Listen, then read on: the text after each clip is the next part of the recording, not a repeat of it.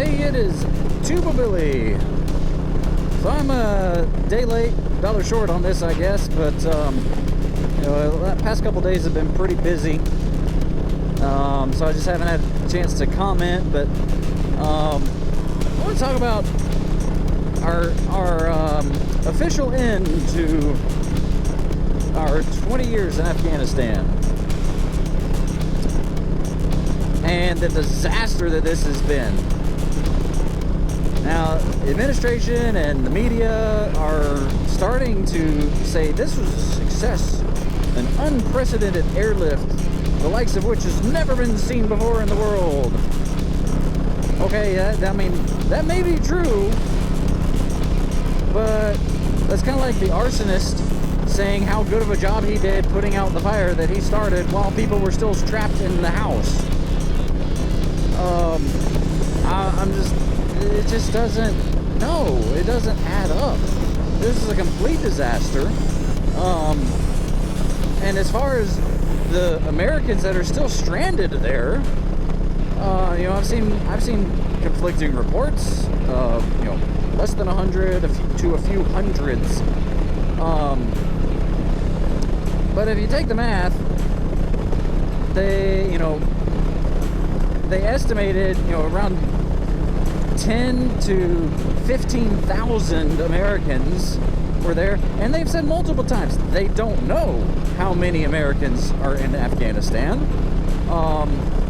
So realistically, if you take the numbers that we do know have come out of American citizens, it was around 6,000.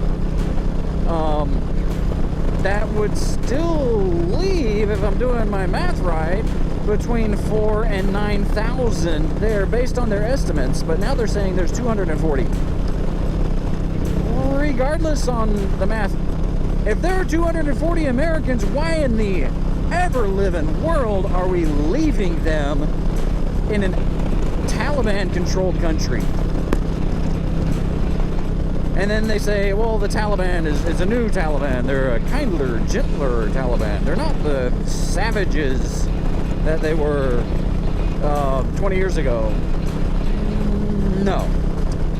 There's been videos of them absolutely abusing and torturing people already. There's videos of the Taliban flying our helicopters, our Black Hawk helicopters, with bodies underneath them. I mean, a body hanging from the helicopter, just paraded around like a little piñata. There's also been reports of them strapping Afghans to the skids of the helicopter and then taking off and flying around. And of course, Taliban hasn't passed their rope tying merit badge, or the knot tying merit badge, so a lot of those knots came loose and people would just fall to their death from the air. And if the knots didn't come loose, then Taliban would just leave them on the skid and just land on them and crush them to death. So that's a kinder, gentler Taliban. There's also been an Afghan folk singer who has been executed because the Taliban now says music is forbidden in the state of Islam. So kinder, gentler. Yeah, that's what we get. And we're trusting them. We're giving them the names of these American citizens. Please let them through. What? Why? We're giving that's a kill list. And here's how you know that they are lying about absolutely everything. So talking about the president's dog, Major, I think is his name. I don't even know what breed he is, because I don't care about the president's dog. But I do remember hearing months ago reports of Major biting a Secret Service agent. Just one, they said. It was just one incident, adjusting to a new place and new faces, being around new people. It was adjustments, so they sent him back to their Delaware home to get further training. Well, now it's come back that it's at least 8 Secret Service agents, and I think a few more just White House staff. And it turns out this is not something new, that he's been aggressive towards people who work in Biden's Delaware home. So, yeah, this is nothing new, but they lied about it. I mean, to the point where the New York Times called them out on it. And in the press conference, a reporter from the New York Times asked Jen Psaki, what about the president's dog? And he said, thank you for asking about the president's dog. It is a very important issue. But then he followed that up with, well, but you lied about that. You lied about the people he'd bitten. So if you're willing to lie about a dog, what makes you think the American people can trust you on big issues like Afghanistan? And that's how you know they are lying about everything. Everything. The number one national security threat is white supremacy.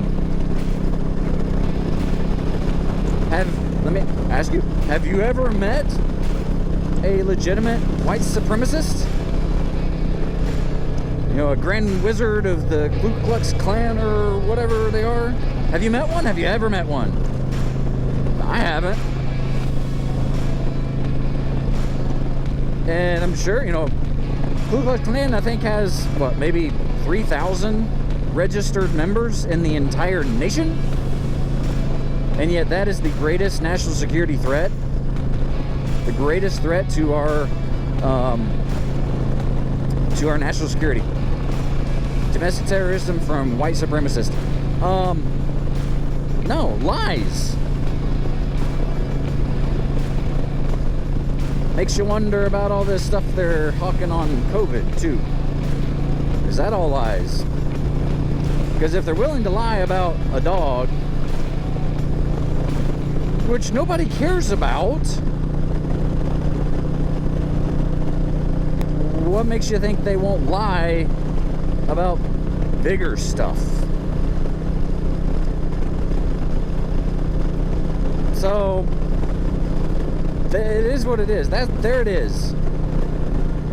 Hey, Mr. Sheriff, I'm going 70 and a 55. Please don't pull me over. I mean, so where do you trust? Who do you trust anymore?